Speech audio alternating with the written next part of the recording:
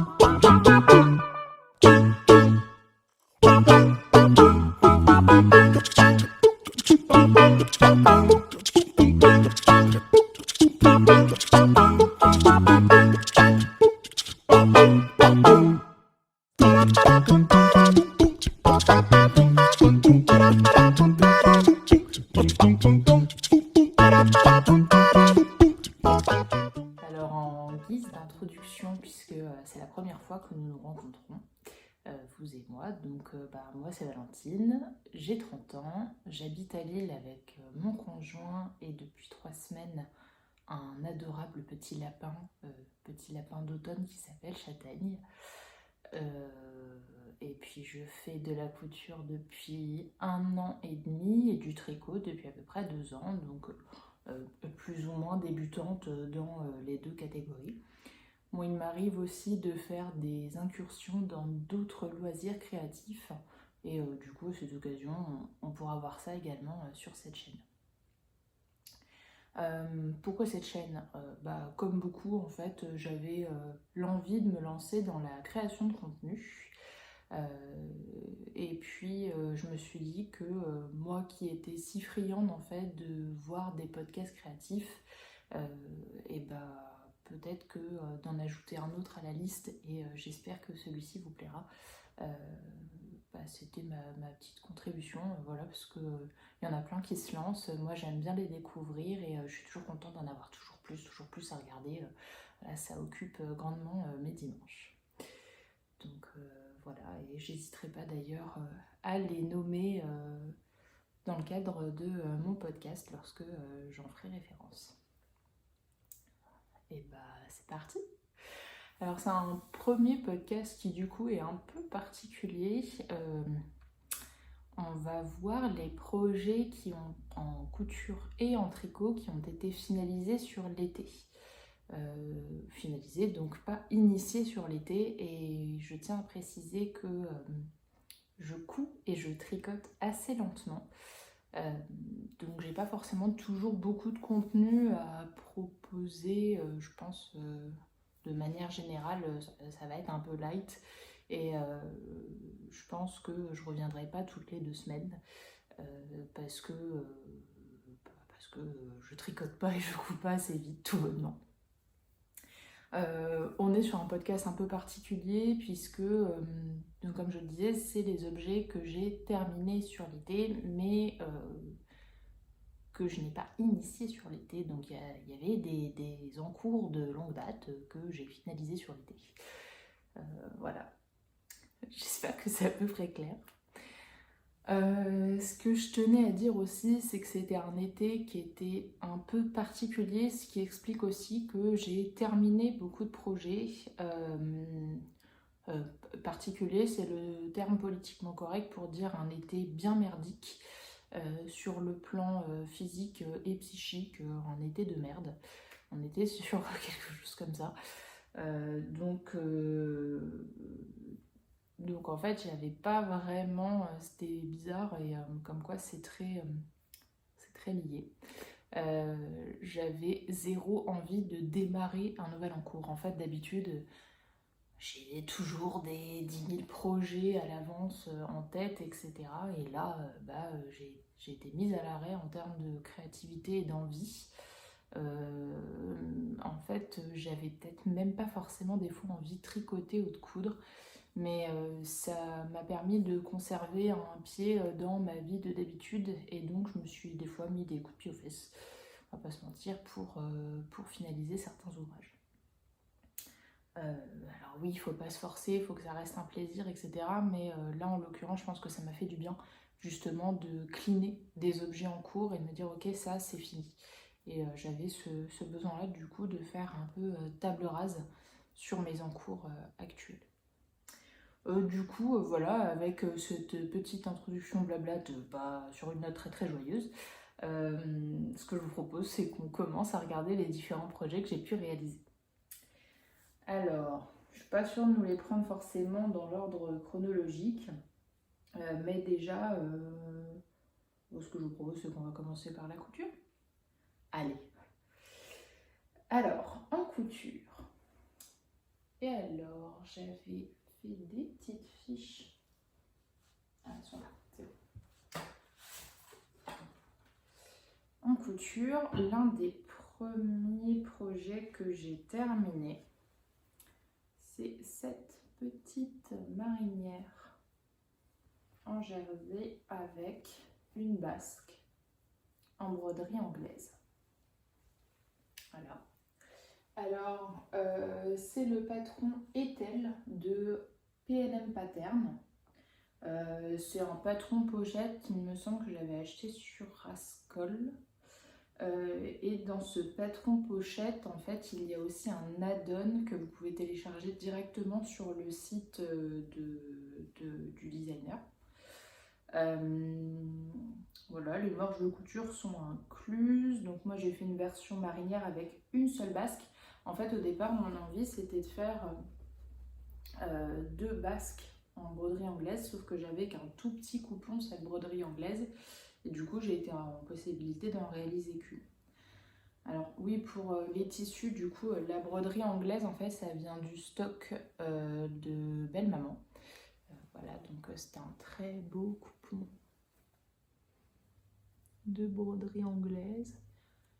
Il m'en reste un tout petit chouille et je le garde précieusement pour faire des habits de bébé. En l'occurrence, s'il y a une petite fille voilà, dans la famille ou autre, je pense que ça pourrait être tout à fait à propos de faire une petite blouse dans cette très jolie broderie anglaise. Voilà. Et concernant le tissu jersey, c'est un tissu jersey que j'ai acheté quand j'ai démarré la couture. C'est un tissu jersey de chez Un Chat sur un Fil. La qualité est top. Le tissu est juste magnifique. Très agréable à porter et à coudre aussi. En fait, je l'ai acheté du coup il y a à peu près 1 an et demi le tissu et il était resté dans un stock. Pourquoi? Parce qu'au départ, j'avais voulu faire la marinière, je crois que c'est M comme marin d'eau douce de M comme Marie. Et en fait, j'avais acheté 2 coupons sur Un Chat sur un Fil, un coupon bleu avec des rayures grises et du coup, j'avais fait une toile, une très belle toile. Dans ce tissu-là. Sauf qu'en fait, je me suis aperçue que les patrons de M comme Marie, c'est pas forcément ce qui me va le mieux. Alors, j'ai rien contre les patrons d'M comme Marie, etc. Ils sont au contraire très sympas et c'est des super basiques. Sauf que c'est comme les marques de fringues, hein, tout ne va pas à tout le monde. Et en l'occurrence, j'ai essayé 2 patrons de la marque. J'avais essayé le haut M comme miroir aussi. Et en termes de coupe, etc., c'est pas ce qui me sied le mieux. Et vu que je n'ai pas encore le niveau pour faire des adaptations de stature, du coup j'ai préféré changer de patron. Donc voilà, donc cette petite blouse PM Pattern, donc c'est la blouse Ethel. Le patron Ethel, ce que je n'ai pas dit, c'est qu'en fait il propose un nombre innombrable de versions. Vous avez la version cache-cœur, il y a la version col V, il y a une infinie de possibilités.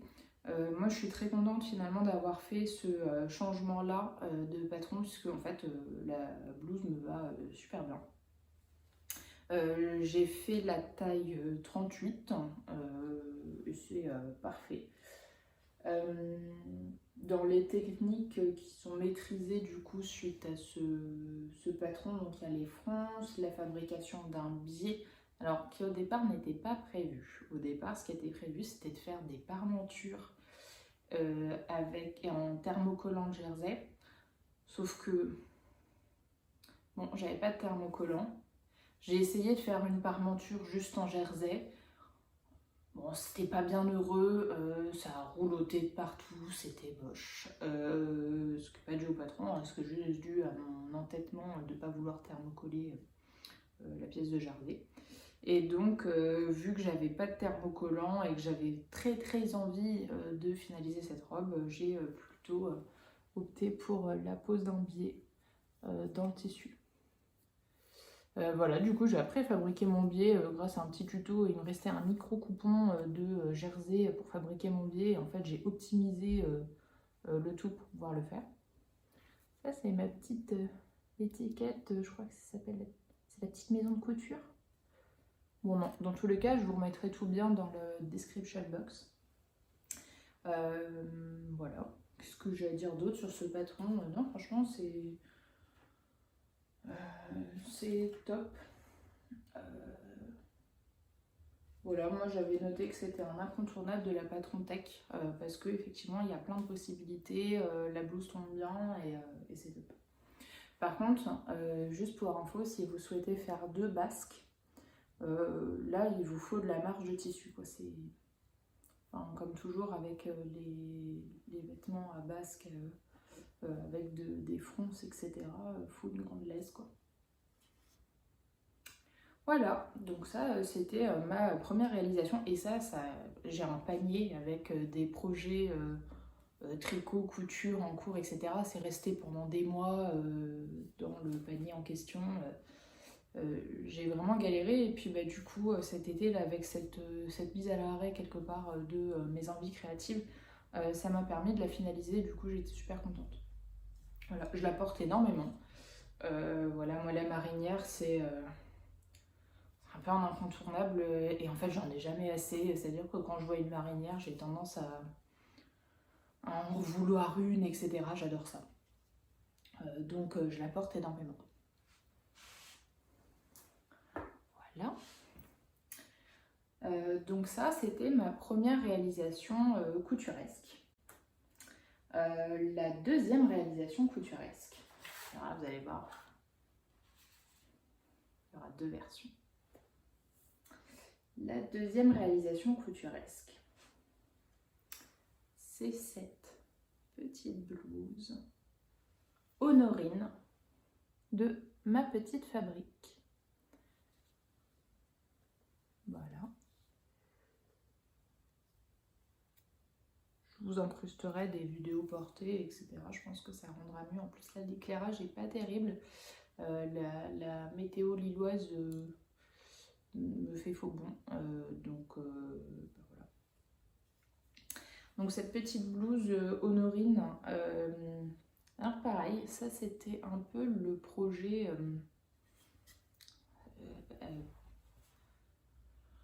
je vais parler de projet de tête pull, mais c'est pas ça.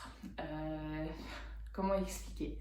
Pas la blouse Honorine en tant que telle. En fait, avec une copine qui fait de la couture, on s'était dit, ok, on fait une fringue ensemble en même temps, etc. Ça pourrait être trop cool. Et du coup, on s'était lancé sur la robe Cassandre de Clématis Pattern. Je crois que c'est ça, mais j'ai un doute. Au pire, je corrigerai. Et bon, j'étais pas forcément dans le mood de faire cette robe-là à l'époque où on l'a faite. Enfin, on a essayé de la faire. Enfin, elle l'a fini et moi jamais. Et du coup, j'avais... Alors moi, il y a beaucoup de mes inspirations couture qui proviennent de la marque Sage. Voilà, j'aime beaucoup leur collection, sauf que bah, j'ai absolument pas les moyens de m'habiller là-bas. Donc je me contente d'essayer de faire des choses qui tendent vers cette marque. Voilà, c'est une grande source d'inspiration.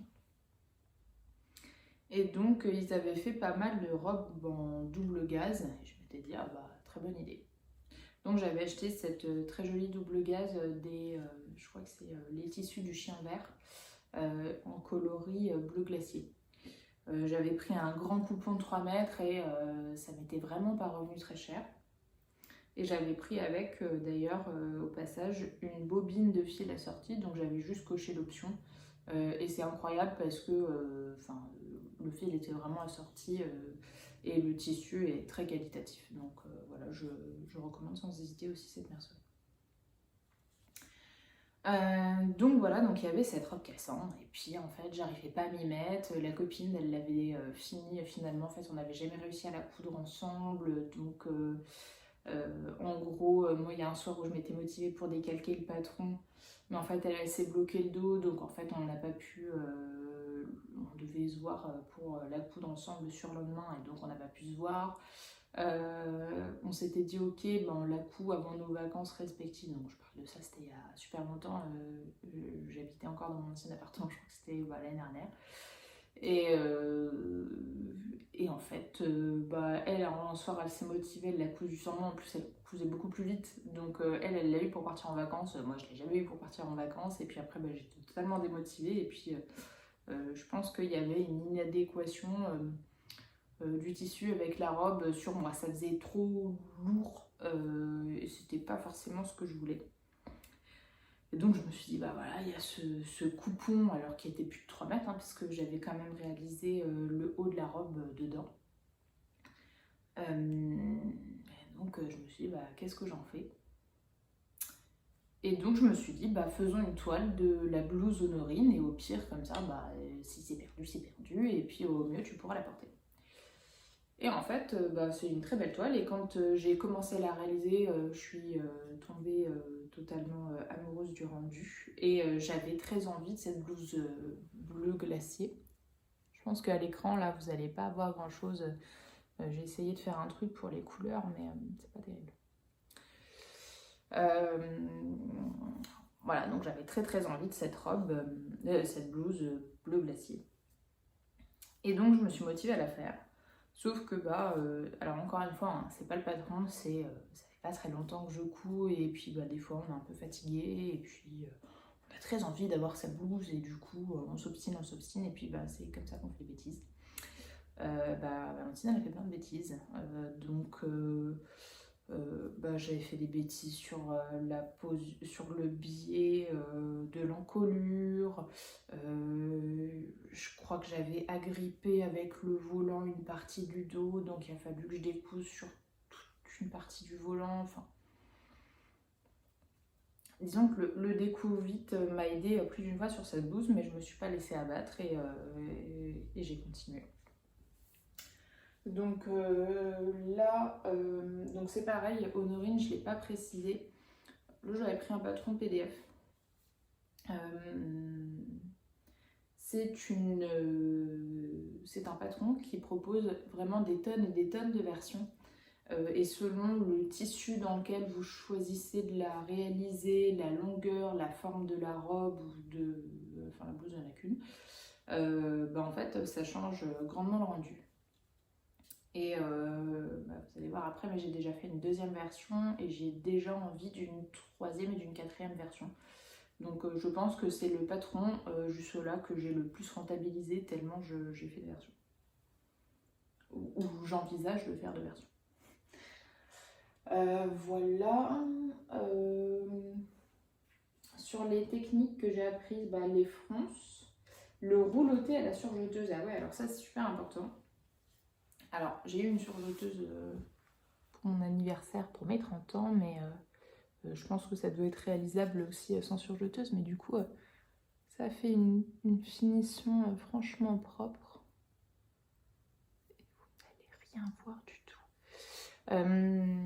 C'était aussi d'ailleurs, entre ça et la blouse, c'était les premiers projets où je testais ma surjeteuse. Donc il y a eu des loupés des fois, mais il y a eu aussi des réalisations bien heureuses, donc dans l'ensemble je suis quand même plutôt contente du rendu et de comment j'ai réussi à la prendre en main assez facilement finalement.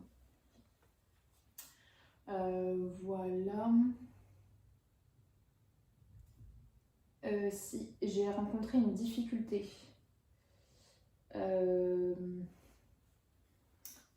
La difficulté que j'ai rencontrée, c'est vis-à-vis de l'empiècement, alors qui s'appelle, je crois, l'empiècement d'eau devant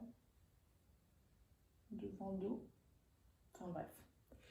Et en fait, ça arrive souvent en couture, mais je suppose que je suis pas la seule à rencontrer ce genre de problème, de savoir finalement la pièce qu'on est en train de décalquer, où est-ce qu'elle doit aller sur le vêtement fini. Et donc en l'occurrence, si jamais certaines d'entre vous se posent la question, c'est pour finir en fait cette partie-là. En fait, normalement, voilà, la blouse, à l'une des étapes, en fait, la fin de la blouse est là, et en fait, c'est pour faire cette partie de propreté qui est là, et qui permet aussi de réduire en fait la profondeur de l'aisselle, ce qui, je pense, est nécessaire. Et puis voilà, ça fait une finition jolie et toute propre, voilà, avec un petit biais. Alors, j'ai trouvé aussi que la pose du biais là, avec quadruple épaisseur entre les volants, le dos, le biais, etc., ça avait été un peu l'enfer, mais encore une fois, je pense que c'est plus un problème de technique de mon côté que d'autres choses. Là, et encore une fois, j'ai mis une petite étiquette de la petite maison de couture. Voilà, donc encore une fois, je l'ai porté énormément cet été et j'en suis très très heureuse. Voilà, le seul inconvénient, c'est que c'est de la double gaze, donc le repassage n'est pas une option sur ce type de matière, sinon vous vous retrouvez avec un vêtement qui est très étriqué. Donc voilà, pour quelque chose qui était supposé être une toile, en fait c'est une toile. Dernier point qui est important pour cette blouse Honorine, je parlais de mon problème de visualisation. Si jamais vous êtes débutante, ou si vous ne visualisez pas bien comment se monte une pièce, ou si vous avez besoin de visualiser une technique, etc., sur la chaîne YouTube de ma petite fabrique, en fait, elle prend par la main en fait pour la fabrication de cette blouse et d'autres de ses patrons d'ailleurs. Donc voilà, je recommande. Sa vidéo est très bien faite, ça m'a aidé à résoudre mon problème. Voilà, voilà. Donc encore une fois, j'essaierai de vous incruster une petite vidéo portée cet été pour que vous visualisez mieux avec une lumière plus jolie.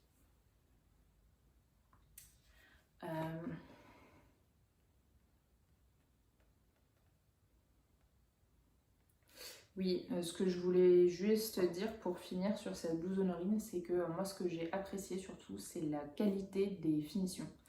Je trouve que le vêtement fini, finalement, procure une très grande fierté du fait justement de la qualité de ces finitions-là. Et voilà, j'ai été toute fière de montrer à toute ma famille, en l'occurrence, que c'était moi qui l'avais faite, etc.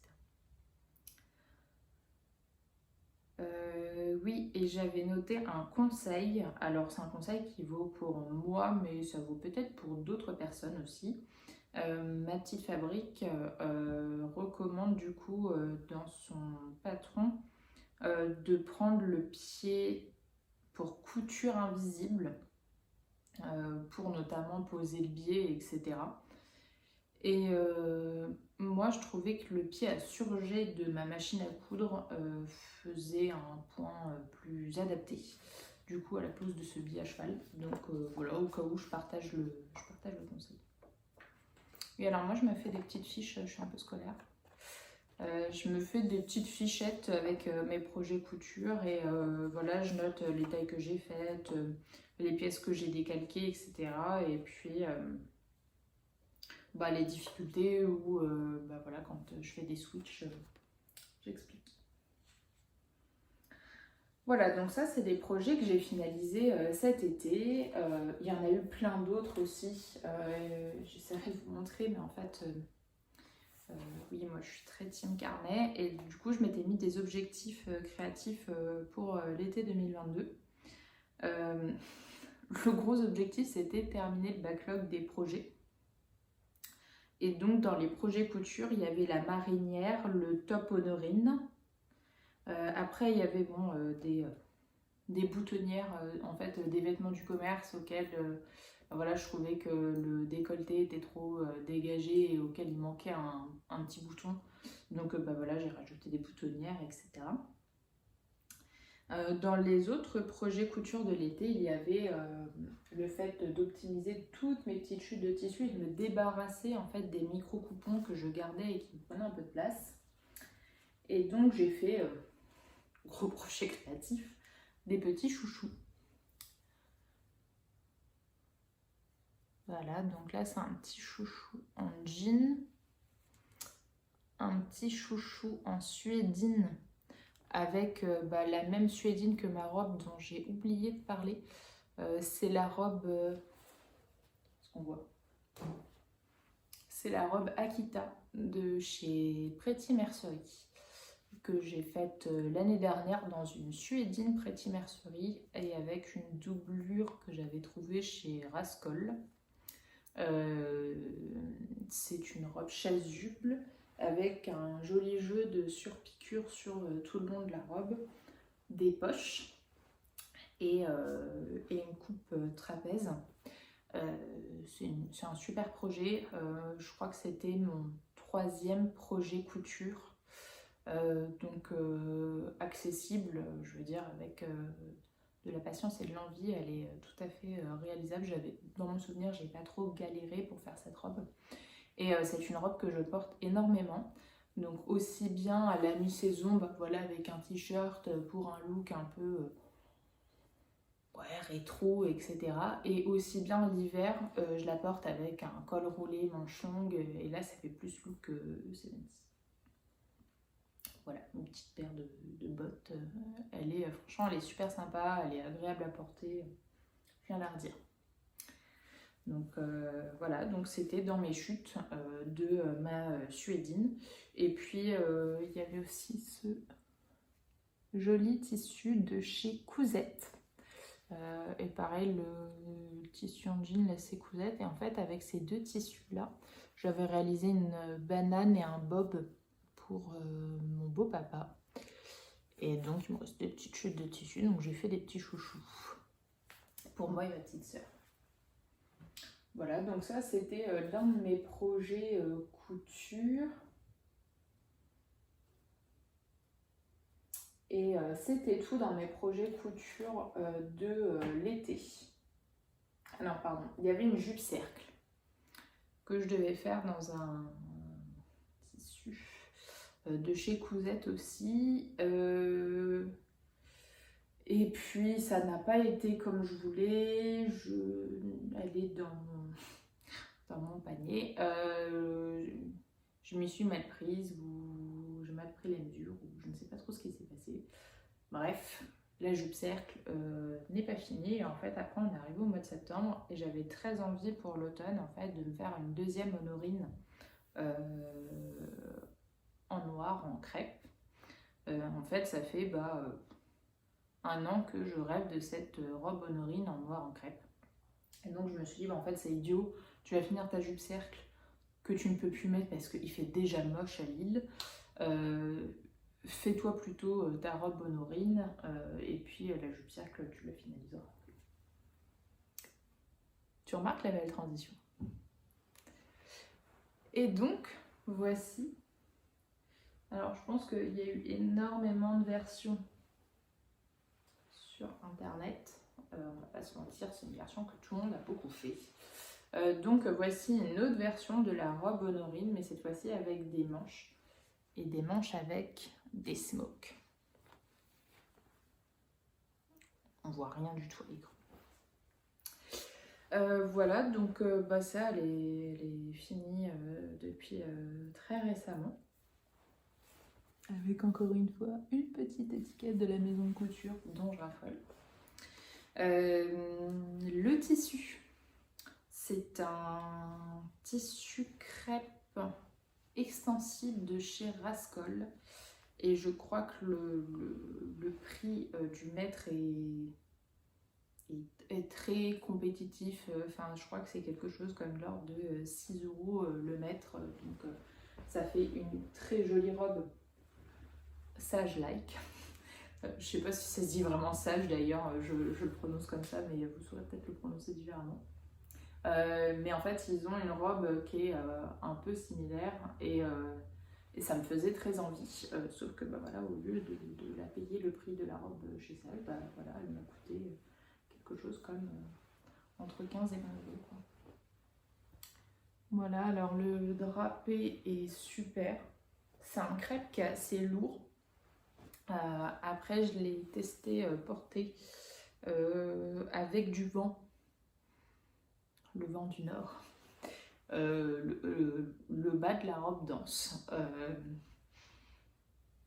J'aurais peut-être dû mettre un petit fil plombé. J'ai une de mes collègues qui m'a recommandé de faire ça. Elle fait ça dans ses jupes et ses robes, mais j'ai jamais testé.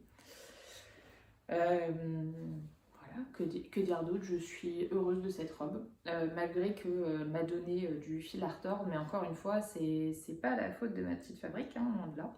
En fait, je me suis dit en plus, bah voilà, t'as déjà réalisé la bleue, celle-ci c'est sans commune difficulté, c'est la même chose, donc tu devrais t'en sortir, etc.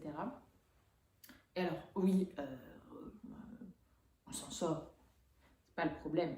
Le problème, c'est que, encore une fois, bah, dans les volants, j'ai chopé le dos, il a fallu que je découse, ou alors j'arrivais en cours de canette à la moitié de la France de mon jupon, donc il a fallu que je m'amuse à enlever tous les fils de France, les smokes, pardon, sur l'une des manches, elles m'ont lâché 3 fois quand j'ai essayé de les resserrer un petit peu, enfin...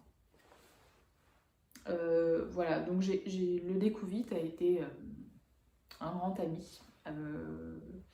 Je me suis aussi foirée à la surjeteuse. En fait, personne sauf moi ne le verra, mais globalement, en fait, j'ai fait un premier surjet et en fait, il y avait, comment dire, il y avait mon tissu qui était là et mon fil de surjet qui était là. Mais du coup, là, il y avait toute une partie qui dépassait. Du coup, il y avait des belles boucles et tout. Mais je me suis dit, bah, ça va raccrocher, quoi. Enfin, c'est pas terrible. Et donc, je me suis dit, bah, en fait, il faut que mon surjet il soit plaqué à un tissu. Enfin, logique. Donc, je me suis dit, bah, c'est pas grave, il te reste de la marge. Refais un coup de surjet avec le couteau. Comment te dire qu'après, il me restait quelque chose comme 1 mm. Et que bah, ça m'a fait la même chose la deuxième fois parce qu'on n'apprend pas de ses erreurs. Alors ça, il y a un truc que j'ai appris là avec mes nombreuses versions de la robonnerie, mais ça m'arrive assez souvent, c'est que des fois, le mieux est l'ennemi du bien. Donc là, en l'occurrence, bah, ça m'a aidé. Voilà, donc. Et je pense que vous allez encore moins voir quelque chose, mais en gros, c'est quand même pas terrible. Et donc... pour rattraper ma bêtise, j'ai dû faire un surjet avec ma machine à coudre au millimètre près. La galère, ça a été la grosse galère.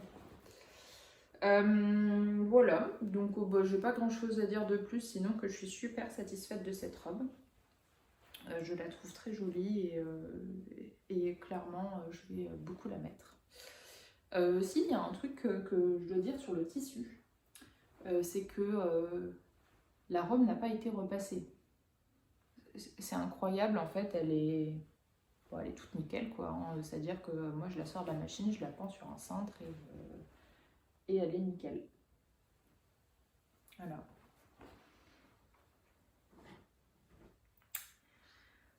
Bon, et bah... on a fini sur les projets couture terminés. Ce que je propose, c'est qu'on passe au projet tricot terminé et ensuite on fera une section envie et projet à venir. Dans les projets tricot terminés, maintenant que nous y sommes, du coup il y avait déjà un premier projet qui est le t-shirt Camélia, issu du livre Maille de Nal. Je crois que c'est comme ça que se prononce le nom de cette designeuse. Voilà. Alors, ce projet, encore une fois, il a une histoire de récup, enfin de déstache. En fait, j'avais acheté du fil coton 3 de chez Fil d'Art en coloris perle. Vous le verrez mieux sur les petites vidéos que je vais vous incruster. Parce que là, je vois à la caméra le rendu des couleurs est pas génial. Donc j'avais acheté ce fil coton numéro 3 dans l'optique de me faire un t-shirt au crochet et avec un patron de la marque. Bon, je vous parle de ça, j'ai acheté ça il y a 2 ans. Il y a 2 ans et j'ai réitéré depuis, j'ai essayé plusieurs fois de faire le fameux top. Mais en fait, à chaque fois, j'ai abandonné à l'incroyablement longue maille chaînette. Et voilà, je pense que j'étais fâchée avec le crochet. Je le suis un peu moins et ça sera l'un de mes autres projets dont je parlerai juste après. Mais mine de rien, voilà, j'avais quand même ce stock de petites pelotes du coup de fil de coton 3. Et je me suis dit, bah voilà, quand j'ai eu le livre maille à Noël dernier, je me suis dit, bah voilà, c'est l'occasion, il y a le t-shirt Camélia. Alors bien évidemment, je suis comme tout le monde, j'avais craqué sur le gilet Parodia, sur le magnifique pull avec la torsade qui est bordeaux, tous les modèles, même le modèle qui est très coloré, etc. est très très sympa. Mais le t-shirt Camélia, bon, je le trouvais joli, etc. Et je trouve qu'il est très sympa porté comme il l'est dans le bouquin, donc avec une petite blouse avec un petit col montant. Ça peut être très chouette. Donc bref, donc une histoire de récup. Ce projet, je l'ai commencé quand nous avons déménagé avec mon conjoint en janvier dernier. Donc c'était mon projet de déménagement. Et c'était le seul projet que j'avais sur mes aiguilles. Voilà, mais ma machine à coudre était à l'arrêt, au chômage technique, le temps de déménager, de tout bien réinstaller, etc.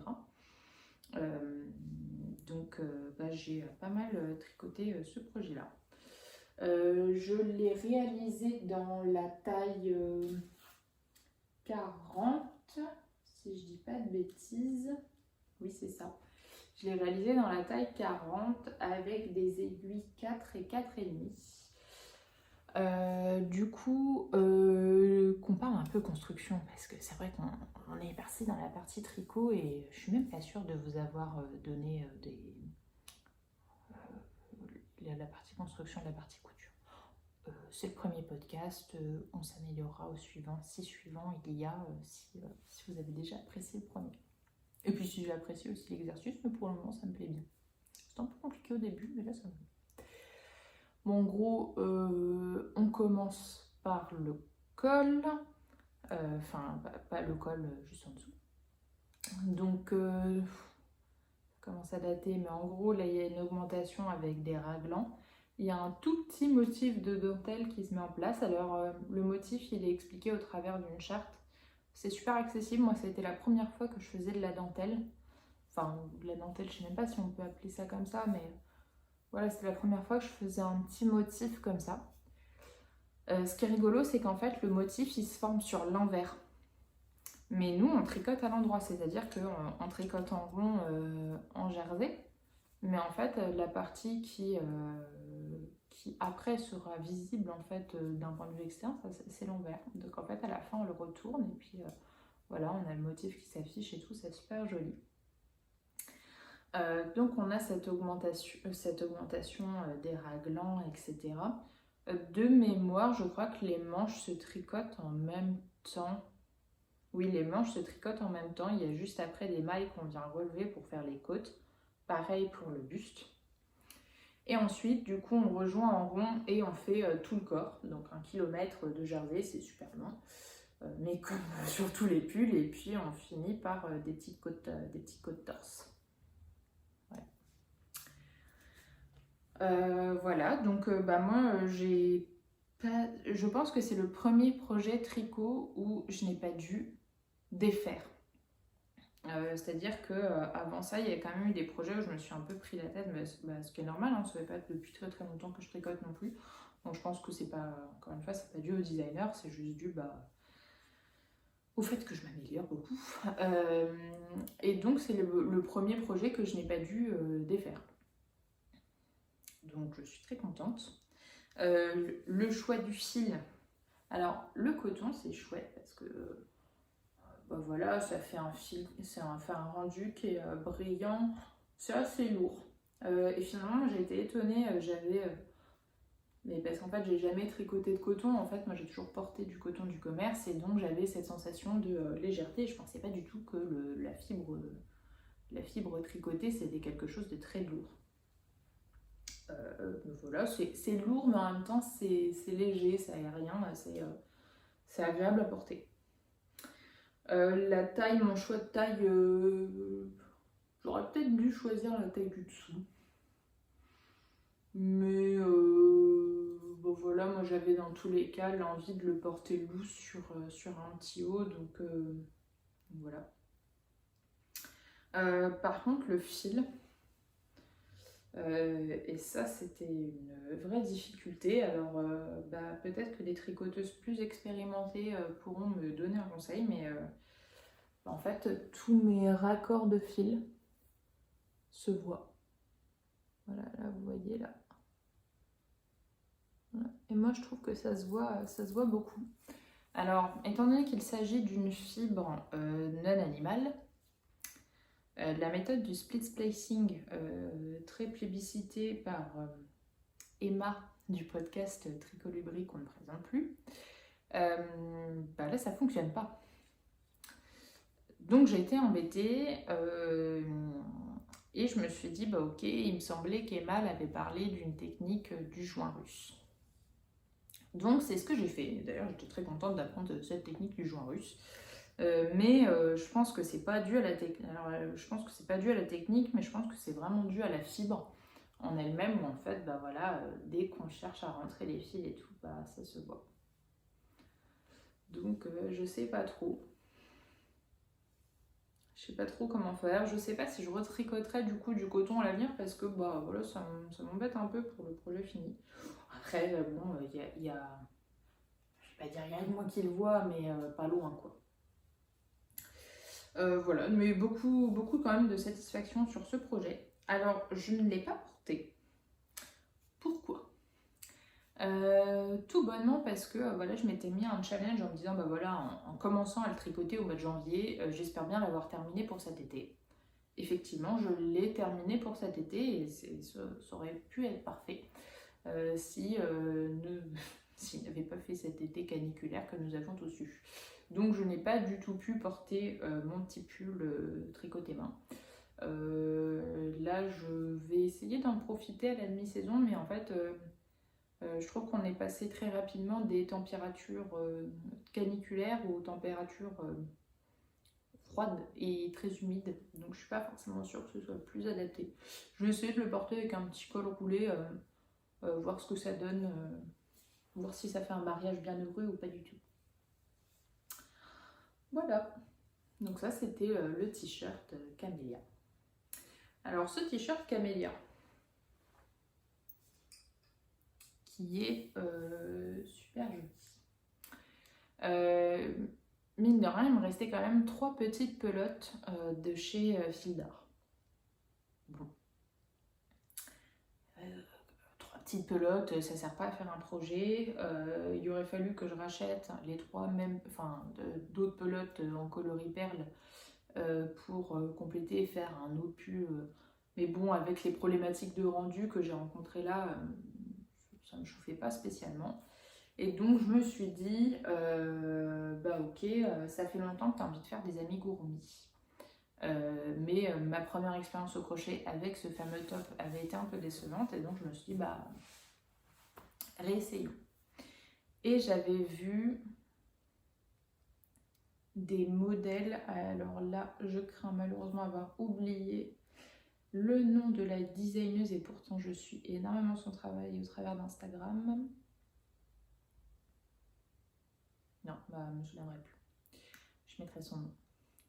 une designeuse qui a collaboré avec Fil d'Art pour sortir une petite collection d'amigurumi. Alors ils sont au nombre de 4. Il y a l'éléphant, le koala, la girafe et le lion. Ils sont beaucoup trop choux.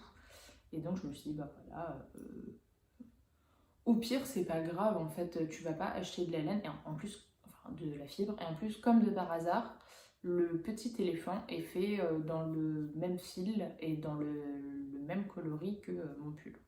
Donc en coloris perle, fil coton 3. Donc je me suis dit, bah voilà, fais un petit éléphant. Au pire, ça marche pas, c'est pas grave, c'est pas du matériel créatif que tu as acheté exprès, c'est quelque chose que tu as déjà en stock.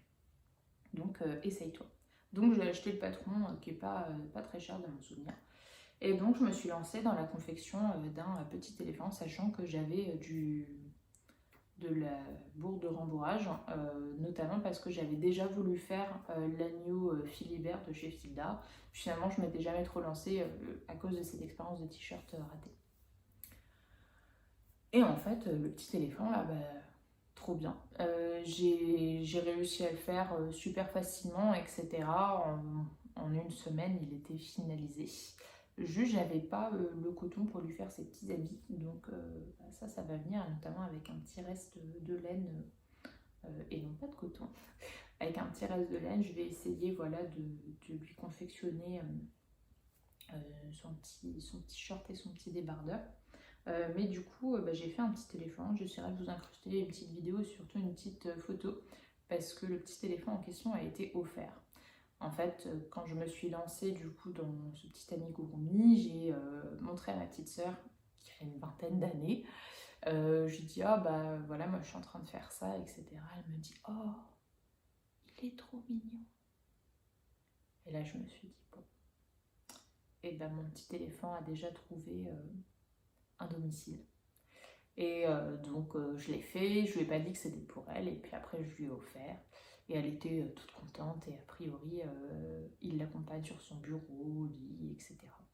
Donc voilà, donc la prochaine étape c'est avec des petits restes de laine, de coton que je récolterai de ci de là, je lui ferai des petits vêtements, voilà, comme ça elle s'amusera à lui changer si elle en a envie. Voilà, donc il me reste quand même 2 pelotes de ce fil coton 3. Et donc je me suis déjà lancée dans un deuxième éléphant. Parce que vous voyez, il me reste quand même 2 pelotes comme ça. C'est quand même pas rien. Sachant que je sais plus trop ce que j'avais utilisé, mais j'étais loin d'avoir utilisé une pelote entière. Donc je pense qu'il y aura peut-être même plus que 2 éléphants. Bon, je vais m'arrêter. Là, je suis en train d'en faire un du coup pour la fille d'une copine qui est née il y a longtemps. Je fais des cadeaux de naissance très très en retard. Voilà. Et donc j'ai un petit reste de laine qui est tout petit, qui est une laine mérino en fingering de chez Liz Taylor, en coloris terracotta. Et donc il me reste ça. Donc, ça me permettra de vous parler d'un projet un peu plus tard. Il me reste que cette petite boule là. Je sais pas trop combien il peut me rester. Je sais pas si c'est suffisant pour faire les petits habits en question. Mais je sais pas si le calibre de fil va me permettre aussi de crocheter les petits habits pour ce petit éléphant. Mais je vais essayer. Voilà, chez moi rien ne se perd, tout se transforme. Voilà, sachant que j'ai d'autres petits restes de laine comme ça. Voilà, j'ai un petit reste comme ça d'une petite laine à speckle dont on va reparler et pas tout de suite. Le deuxième projet tricot, alors c'est un Bennett Sister Shawl. Je n'ai plus le nom de la designeuse. Oh là là, podcasteuse en carton, je n'ai rien préparé. C'est faux, j'avais préparé plein de choses. Et je suis trop petite. Encore une fois, le rendu des couleurs est vraiment pas top. J'ai vraiment une lumière pas terrible. Et en plus, là, ça y est, il fait nuit de chez lui. Voilà, donc ce Bennett Sister Shawl, c'était un projet qui me tenait énormément à cœur, puisqu'en fait, la laine m'a été offerte par mon conjoint à la Saint-Valentin. Voilà, la Saint-Valentin, il m'a dit qu'est-ce que tu veux, je lui dis je voudrais de la très belle laine, donc il m'a acheté 2 échevaux. Alors la laine à speckle qui est là, alors c'est une laine qui est, c'est une single ply, c'est une fingering de chez The Woolly Skin. C'est de la 100% Merino Superwash en fingering, et là en l'occurrence c'est sa qualité single lady.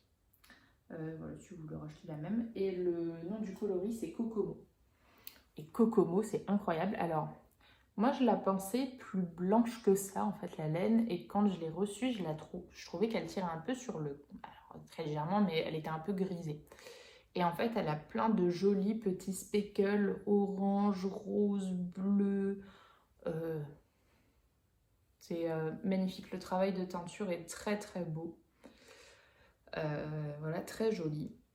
Mais du coup, voilà, il y avait cet effet un peu grisé qui, moi, me plaisait pas trop. Et le coloris que j'avais choisi pour aller avec, parce que c'était vraiment dans l'ambition de faire ce Sister Bennet Shawl, c'est le coloris Floride, toujours de chez The Woolly Skin, sauf que la base change. J'avais pris la base Finger Crossed, qui est aussi du 100% Merino Superwash. Voilà. Et donc le coloris Floride, à l'inverse, lui, est très peps. Et donc, quand j'avais mis les deux à côté, donc un qui tirait un peu sur le gris et l'autre qui était peps, je trouvais que ça faisait un peu un décalage. Donc je me suis dit, ah bah mince, comment je fais et tout. Et donc, j'avais dans mon stash, j'ai un micro stash, alors ça me fait toujours rire quand je dis dans mon stash parce qu'il est vraiment tout petit. Mais j'avais du mohair de chez Drops, du kit silk, voilà, la kit silk de chez Drops, blanche, classique, voilà. Et donc je me suis dit, bah très bien, en fait, si je mets ce mohair là, ça va radoucir un peu ce coloris Floride et ça va blanchir un peu ce coloris Kokomo. Donc il y a un très joli halo.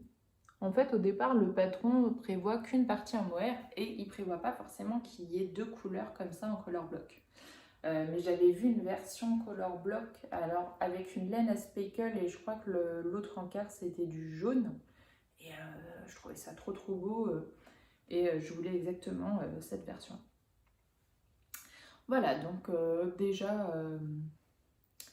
voilà, donc déjà, ce châle a déjà une histoire puisque c'est déjà mon conjoint qui me l'a offert. Après, bah voilà, comme je vous disais, on était en plein déménagement, emménagement, travaux de la maison, etc. Et donc, j'étais que sur mon encours, le t-shirt Camélia. Je m'étais dit non, je veux vraiment tricoter les laines de chez The Woolly Skin, ça sera ma récompense après avoir fini cet encours tricot qui fait du destache. Et voilà, je me ferai plaisir.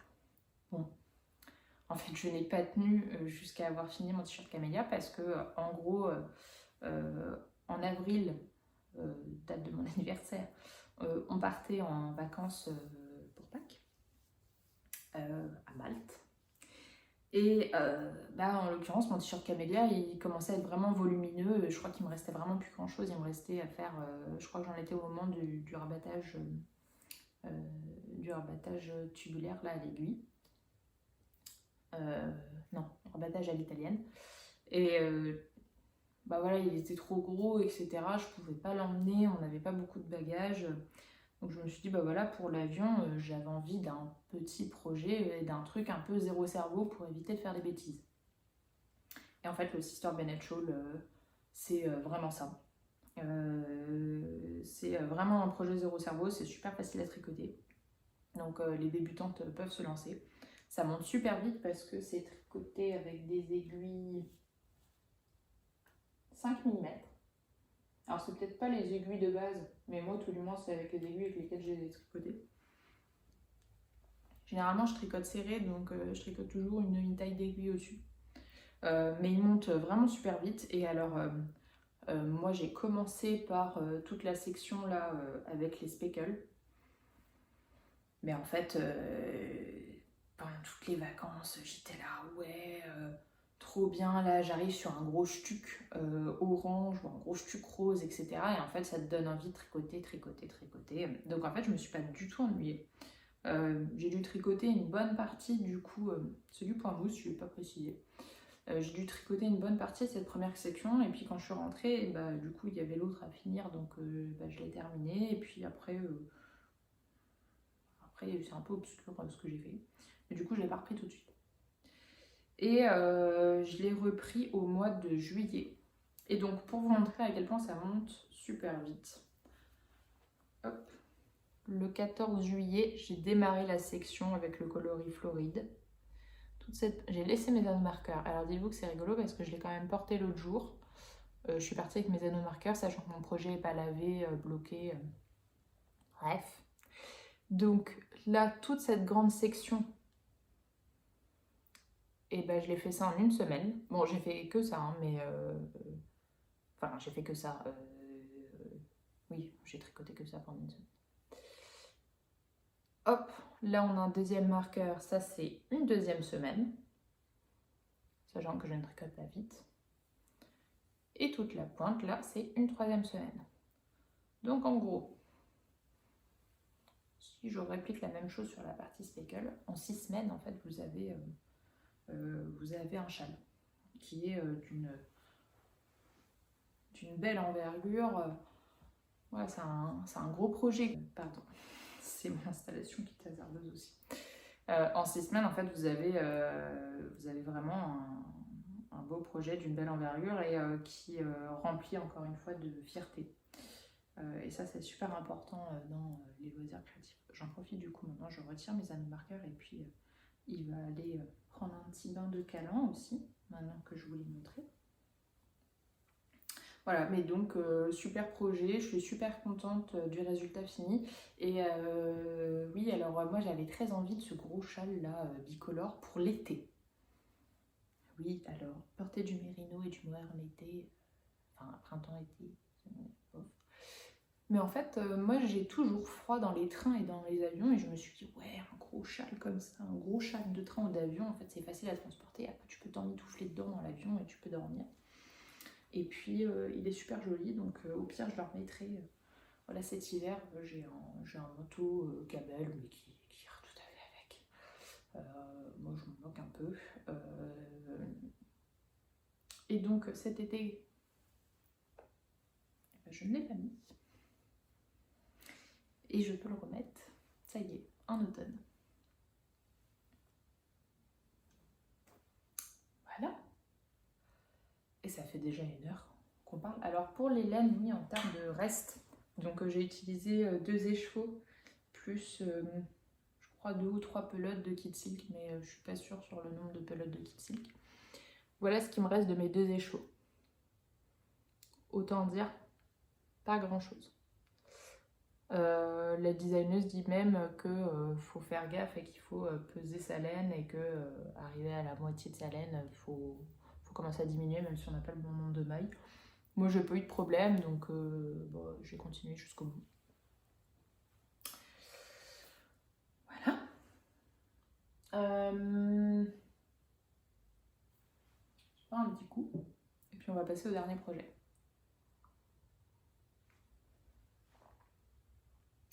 Dernier projet fini. Alors, encore une fois, vu que j'ai toujours un train de retard, je vous ai dit que précédemment, j'avais pas trop d'envie. Il y avait cette envie d'automne de la robe Honorine, mais sur l'été, j'avais pas d'envie.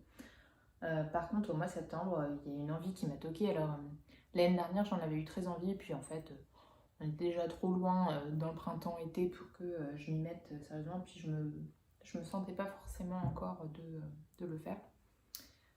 J'ai réalisé le top posy de Elong avec Anna. Alors, il a été fini aujourd'hui, donc les fils ne sont pas rentrés, le projet n'est pas bloqué, et vous ne m'en tiendrez pas rigueur. Voilà, donc on est en automne, hein, et moi je finis des tops d'été. Je me suis dit, bah c'est pas grave, je l'aurai pour l'année prochaine, et regardez cette jolie dentelle. Et c'était, entre guillemets, la première fois que je faisais vraiment de la dentelle. Et en fait, je vais pas dire que c'est largement accessible. Le top est trop bien. Franchement, à faire, ça a été un régal. Alors, j'ai dû démonter 3 fois le bas de la dentelle. C'est juste que je m'y suis mal prise. C'est-à-dire qu'en fait,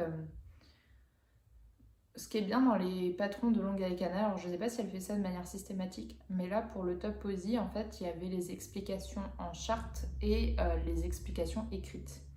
Et vu que j'avais fait les explications en charte avec le top Camélia, je me suis dit oui, pas de souci, je vais faire la charte. Sauf qu'en fait, il y a des jetés. Et en fait, la charte, moi, ça me réussit pas avec les jetés, je les plaçais pas aux bons endroits, etc. Donc j'ai dû démonter plusieurs fois. Et donc, au bout d'un moment, j'ai arrêté de m'entêter, j'ai pris des explications écrites et ça a été beaucoup plus simple.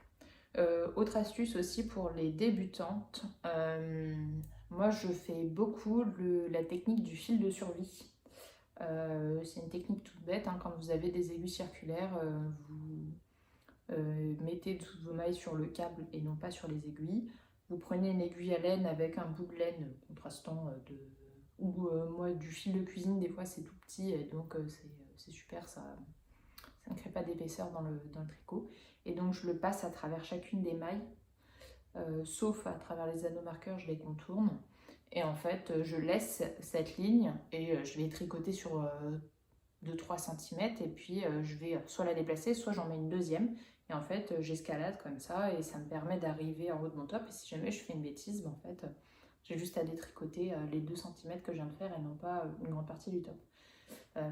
Parce que je pense que je suis comme beaucoup, enfin j'ose espérer, mais moi je ne sais pas lire mon tricot et j'ai encore beaucoup de mal à rattraper des mailles. Alors quand c'est une petite maille perdue sur un ou deux rangs, ça va. Mais une maille qui a filé pendant 4 ou 5 rangs, ouais, je peux pas. Donc voilà, donc ce top il a été finalisé aujourd'hui. Je l'ai réalisé en taille 100. Je l'ai essayé rapidement et c'est la bonne taille pour moi. Je l'ai tricoté en aiguille 4. Ah oui, et ça aussi, alors j'ai la fâcheuse tendance de ne pas faire d'échantillons. Donc en fait, au départ, j'avais tricoté avec la bonne paire d'aiguilles recommandée par Longue avec Anna. Mais je me suis rendu compte que c'était trop petit. Après, j'ai tricoté avec 2 tailles d'aiguilles au-dessus. Je me suis rendu compte que ça allait être beaucoup trop grand. Et j'ai terminé par le tricoter avec une aiguille 4. Et encore une fois, j'ai pas fait d'échantillon, mais c'est tombé sur la bonne taille. Je l'ai réalisé avec les laines de chez Liz Taylor. La laine de chez Liz Taylor. C'est de la Merino Superwash en coloris terracotta. En fait, je voulais exactement la même version qu'avait fait Anna, sauf que la laine qu'elle... Enfin, oui, la laine. Vous m'avez compris, la fibre qu'elle a utilisée, qui est une fibre de chez...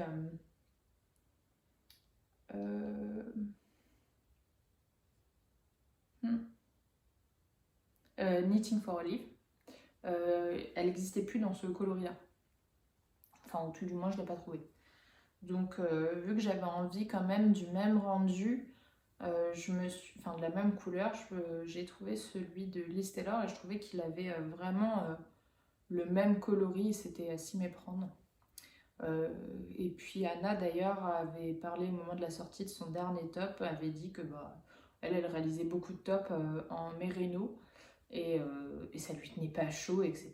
Et effectivement, je ne l'ai pas porté en plein été par 35, mais je crève pas de chaud quand je le mets, quoi. C'est plutôt agréable, le tissu est agréable et en somme toute c'est très joli. Voilà, j'ai appris dans ce patron non seulement à faire de la dentelle mais aussi à faire des I-cords. Voilà, pour les bretelles. Et en fait, je sais pas pourquoi, je me faisais un peu tout un monde de ces I-cords. Je sais pas, moi je croyais que c'était vachement long. Dans ma tête, c'était dur aussi. Et en fait, ça va. En fait, c'est pas si dur que ça. Au contraire, moi j'ai trouvé ça agréable et je sais pas, en une petite demi-heure, j'avais mon I-cord, quoi. Donc, faut le multiplier par le nombre de dos et de devant, mais ça va. Sur la formation des... En fait, on commence... Pardon, c'est bottom-up. Donc, on commence du bas et pour arriver sur le haut. Et en fait, le rythme des augmentations des devants et dos est super facile à retenir. En fait, quand on en a fait un, en fait, on a compris la dynamique et du coup, ça se fait... franchement, ça se fait super facilement. L'avantage aussi d'un débardeur, contrairement à un pull, etc., c'est que ça se tricote super vite. Et en fait, je l'ai commencé fin août, début septembre, et là, je l'ai fini aujourd'hui. Donc, aujourd'hui, on est le 6 octobre d'ailleurs, je ne l'ai peut-être pas dit. Du coup, en fait, ça se tricote bien, ça se tricote vite. Je trouve que ça donne également beaucoup de satisfaction.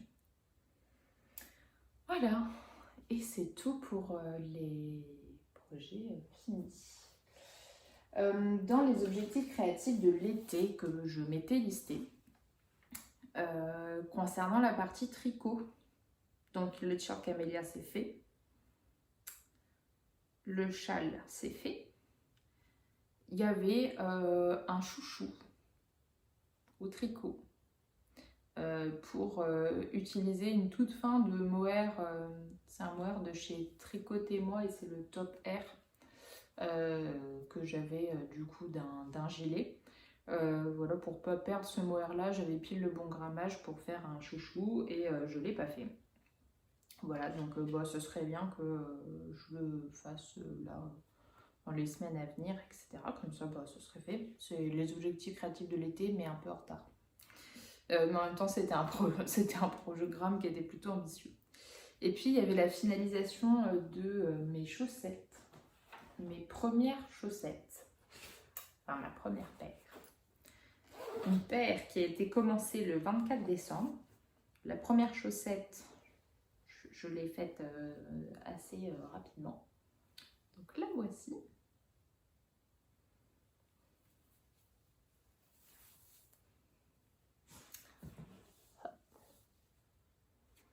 Alors, c'est dans du mérino, mais pas du mérino avec du nylon. Non, non, non, c'est juste du mérino tout seul parce que je ne savais pas. Qui est réalisé du coup des côtes vers la pointe dans des laines de chez Maison Septembre qui sont des laines teintes naturellement. Alors, j'ai acheté ce combo au CSF l'année dernière. C'était la première fois que j'allais au CSF et je suis pas forcément sûre de réitérer l'expérience parce que j'avais pas trouvé ça très agréable. J'avais trouvé qu'il y avait énormément de monde. Voilà, je sais pas si c'est pareil sur tous les salons, mais du coup, je n'avais pas trouvé ça top. Enfin, j'étais contente d'aller à ce salon, mais finalement, j'avais trouvé ça très bruyant et peu agréable pour circuler. Surtout temps post-Covid. Bref. Du coup, voilà, j'ai tricoté cette première chaussette dans les laines de chez Maison Septembre. Alors, le patron, c'est un patron gratuit et c'était justement Emma de chez Tricot Libri qui l'avait recommandé. Et ce sont les bas Louisette de Isabelle Saint-Germain. Et elle fait référence à beaucoup de tutoriels tricot de chez Claude Tricot. Et en fait, effectivement, c'est très bien pour le prendre en main. En gros, j'ai été un peu découragée de ce projet pour plusieurs raisons. Bon, déjà, parce que je me suis aperçue que j'avais pas pris une laine à chaussette et que en fait, le talon allait feutrer, voire se trouer. Donc, j'avais pas envie de détricoter. Donc c'est des chaussettes que je destine à un usage. En fait, moi j'ai les pieds gelés, surtout la nuit dans mon lit. Donc voilà, en fait, l'idée de cette paire-là, c'est pas forcément de dormir avec, enfin c'est de dormir avec, mais pas forcément de marcher avec. Donc comme ça, en plus, ça préserverait un peu la laine. Et deuxième sujet, c'est qu'en fait, les laines teintes naturellement, a priori, ça ne se lave pas avec des lessives classiques ou des lessives à laine. En l'occurrence, Maison Septembre, elle dit bien qu'il faut le laver avec un truc à pH 0. Bon, je le ferai, hein, parce que voilà, mais c'était pas forcément ce que j'avais envie. Donc voilà, j'ai la première chaussette de réaliser. J'ai la deuxième qui est bien avancée, là je dois passer à la partie goussée. Et alors, truc improbable aussi, je sais pas si ça vous a déjà fait ça. j'ai pas utilisé le même montage. Et en fait, j'ai pas du tout le même rendu au niveau des côtes. Alors, je dis j'ai pas utilisé le même montage, mais en fait, j'en sais rien. Je sais pas ce que j'ai fait. J'avais l'impression d'avoir fait des côtes un torse pour les deux. Euh, mais voilà, bah, je n'obtiens pas la même chose. Je sais pas si vous voyez bien. Vous voyez, là, ça fait un peu élastique. Mais bon, ça, bah, il y a que moi qui le verrai. Hein. C'est pas très grave. Donc ça, c'est bah, maintenant que je finis mon top posy et que maintenant ça caille et j'ai besoin de ces chaussettes tricotées, bah, je vais les terminer.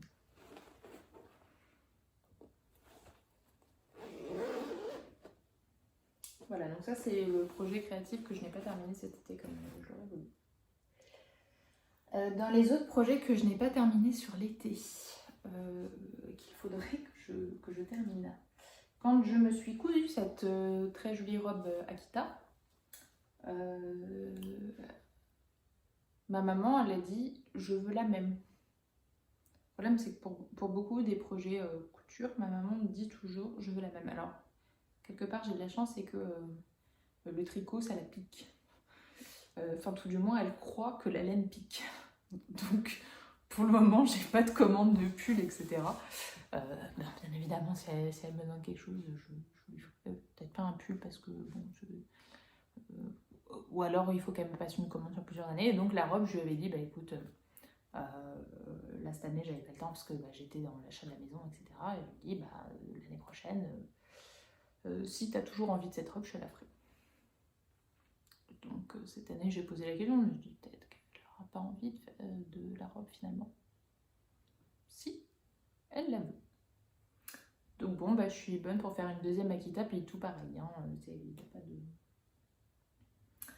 Donc voilà, donc ça c'était le dernier, voilà, il y a 3 projets créatifs que j'ai pas fait cet été, et en vrai j'en ai fait quand même pas mal, donc c'est pas très grave. Pour les envies d'automne, enfin je dis automne, c'est automne-hiver, hein, c'est un peu large. Hein. Donc il y avait la robe Honorine que j'ai faite, le débardeur Posy, bon, que j'avais pas identifié cet été, donc du coup je le compte plutôt dans les projets d'automne. Et après, il y a plusieurs projets couture. Hop. Alors, déjà, j'aimerais bien faire une robe Manon. Alors je dis déjà, mais je vous le dis pas forcément dans l'ordre. Dans cette jolie mousseline de chez Atelier 14 avril. Voilà.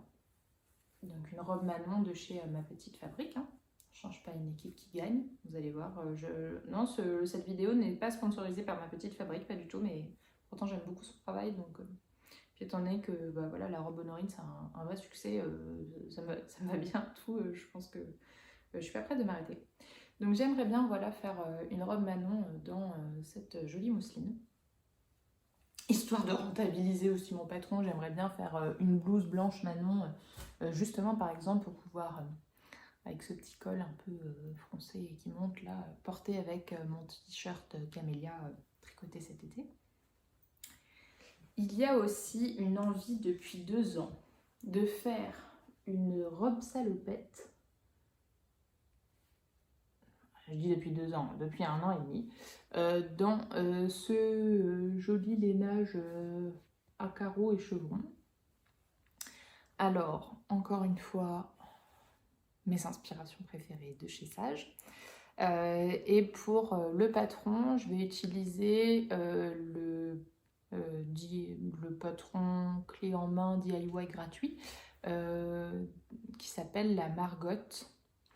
Et vous pouvez en trouver les détails. Alors je crois que c'est sur En Couture Simone et sur l'Instagram de Les Jolis Détails de Margot. Donc c'est une robe salopette très très sympa. Et du coup je vais la réaliser dans ce joli lainage. Sauf que je pense que moi je vais faire des adaptations. Je pense que je vais la doubler. En fait j'ai une jolie doublure noire. Du coup je pense que je vais la doubler de manière à faire quelque chose d'un peu durable. Voilà, donc ça c'est ma deuxième envie couture. Le tissu, je ne l'ai pas précisé, C'est un tissu de chez So Tissu. J'ai fait une commande. Le tissu m'a coûté 30 €, 20 €, 30 €. Deuxième envie, c'est de faire. Voilà, vous allez rien voir. C'est un très beau tweed marron. Ah ouais, ça rend rien. Triste. C'est un tweed marron de chez So Tissu aussi. Et ça fait très longtemps que j'ai envie d'un short en tweed pour l'hiver à porter avec une grosse paire de collants noirs, des bottes et un gros pull. Donc pour ce short en tweed, je vais utiliser, encore une fois, un patron de ma petite fabrique qui est le short Marius. Voilà, mais alors là, étant donné que il s'agit d'un short dans un tissu un peu épais, etc., je pense que je ne ferai pas l'économie d'une toile. Pas forcément une toile portable, j'ai des rideaux en bas un peu épais qui feront l'affaire pour faire une toile juste pour valider la partie taille, parce que bah, c'est toujours un peu compliqué. Donc ça, c'est une de mes deuxièmes envies couture. Il y aura peut-être une robe cache-cœur aussi, ça fait très longtemps que j'arrête de m'en coudre. Ah, bah, je parlais des robes honorines tout à l'heure. Il y a, c'était Atelier Villa qui avait réalisé une robe pull. Mais alors elle, c'était pas à partir du patron de la robe honorine, c'était à partir, je crois, d'un patron de M comme Marie, qui avait réalisé une robe pull avec des épaulettes, là, comme ça se fait beaucoup. Et en fait, dans la robe honorine, il propose un volant plat qui pourrait faire la blague, du coup, en robe pull avec une maille un peu sympa. Donc ça, c'est une de mes envies aussi de l'automne-hiver, sachant que ça fait très longtemps que je voudrais une robe pull, mais que je trouve pas forcément ce que je veux dans le commerce. Donc bah, c'est l'occasion, hein, c'est pour ça aussi que je me suis mise à la couture. Voilà. Ça, c'était pour les envies couture. Ah si, dernier point, j'ai un vieux pull tout mité. Comment je te vends le truc? C'est un pull d'étame en cachemire. Voilà, qui non seulement ne me va plus, mais en plus a été grignoté. Il y a longtemps, hein, il a été grignoté il y a longtemps, ou tout du moins il y a des trous, enfin bref. Et du coup, étant donné que la maille est super jolie et que mon conjoint n'a pas de bonnet parce qu'il n'aime pas le côté épais et trop chaud, etc., et ben, je me tâte à lui faire un bonnet, je sais plus qui en avait fait justement dans des vieux de suite, etc. Je me tâte à lui faire un beau bonnet dans ce pull qui est 10 fois trop petit pour moi et qui a des trous. Voilà. Donc ça, c'était un peu pour les projets couture. Pour les projets tricot, il y en a 3. Bon, en dehors des chaussettes à terminer et de mon chouchou, qui ne devrait pas me prendre trop de temps. J'ai l'envie depuis longtemps, et c'est un basique que je n'ai plus puisque bah, trop petit. Je voudrais me faire un pull tout simple avec des manches un peu ballon. Et ça fait très longtemps que je craque sur le Stockholm Sweater de chez Petite Knit. Je n'ai jamais tricoté de patron de Petite Knit, donc je me dis que c'est l'occasion. Voilà, et donc j'aimerais bien le faire dans un marron châtaigne, noisette, je ne sais pas encore. Voilà, dans une maille toute douce. Voilà. Donc ça, faut que je trouve mon combo de laine et puis, enfin ma laine tout court, et puis que je me lance dans la commande. Et du coup, en attendant que ma commande arrive, je vais faire mes chaussettes. Dans les autres projets, j'aimerais beaucoup me faire aussi le sweater numéro 9 de My Favorite Things Knitwear. Voilà, c'est ma deuxième envie de pull de l'hiver. Après, j'ai envie aussi d'un Whitmore sweater, d'un gilet Magnolia, etc. Enfin, des patrons de petites nites aussi, enfin le Fortune Sweater, etc. Dans mon livre maille, il y a le beau pull avec les torsades. Les envies tricot, c'est pas ce qui manque. Après, bon, je verrai. Je sais que au moins le Stockholm, ça c'est sûr que je vais le faire là tout de suite. Et puis pour les autres, on verra vraiment en fonction de mes envies et de mes besoins. Mais globalement, les pulls, il y a besoin. Et puis les gilets, il y a besoin. Voilà. Et puis, je vais peut-être prendre un peu d'avance sur mes cadeaux de Noël. Et en fait, il me reste 3 pelotes d'un fil de chez Fitdar qui est la qualité Beaugency. C'est 55% polyamide, 25% acrylique et 20% laine. C'est incroyablement doux.